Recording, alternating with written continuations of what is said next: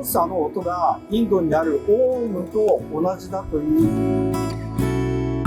இந்த frequency low frequency high ஃப்ரீக்வன்சியில் அந்த alpha beta காமாங்கிற frequency ரேஞ்சை வந்து அட்ஜஸ்ட் பண்ணி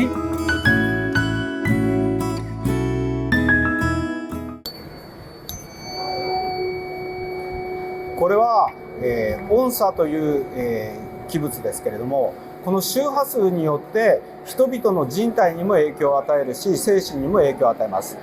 この音差を効果的に使うことによって病気を治すことができるのが先端科学として日本では静かに、行われています。この、ツボ音差というんですが、エネルギーポイントにこの音差を当てると、病気が治る。実例としてはこの音差を使ったことによって舌がんが取れてなくなったという実例があります。ஜப்பான் நாட்டிலே அலைவரிசையின் மூலமாக நோய்களை சரி செய்ய முடியும் என்ற ஒரு கண்ணோட்டத்தின் ஒரு வழிபாட்டு முறைகளும் டெக்னிக்கலும் இருக்குது.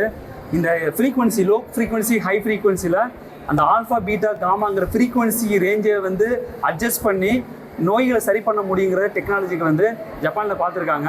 இதை தட்டி பார்க்கும்பொழுது இந்த ஓசை வந்து எதில் இருக்குதுனாக்க இதில் பார்த்தீங்கன்னா ஃப்ரீக்வன்சி ரேஞ்ச் வந்து 369 ஹெர்ட்ஸ் ஃப்ரீக்வன்சியை நம்மளோட எனர்ஜி பாயிண்டில் வைக்கும்பொழுது அந்த நோய்கள் சரியாகுதுங்கிறத பார்த்தோம். இந்த எனர்ஜி பாயிண்ட்டு இந்த ஃப்ரீக்வன்சி ரேஞ்சு தான் தமிழ்நாட்டில் இருக்கிற ஓம்ங்கிற ஓம்காரத்துடைய ஓசைங்கிறது எனக்கு தெரிஞ்சதுனால தான் இந்தியாவுக்கு வந்து இதை பற்றி தெரிஞ்சுக்கலான்னு வந்திருக்கிறேன். ஆக்சுவலாக இந்த எனர்ஜி இந்த எனர்ஜியை உருவாக்கி இந்த எனர்ஜி வந்து கேன்சர் புற்றுநோய் இருக்கிற இடத்துல வைக்கும் பொழுது அந்த புற்றுநோய்கள் நீங்கி இருக்குது ஜப்பானில்.